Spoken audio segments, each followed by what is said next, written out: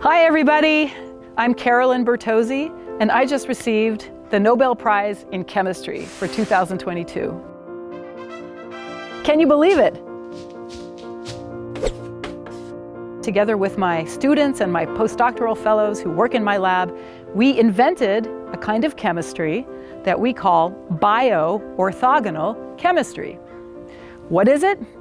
It's a chemistry that allows two molecules to come together and form a bond even when they're surrounded by all the stuff that you would find in human cells and even in the human body.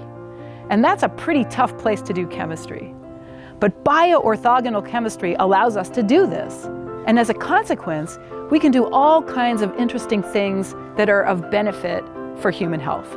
We can make new medicines, we can target medicines to the right tissues, and we can see biological molecules in living organisms for the first time. Done. All right. Mic drop. Yeah, right.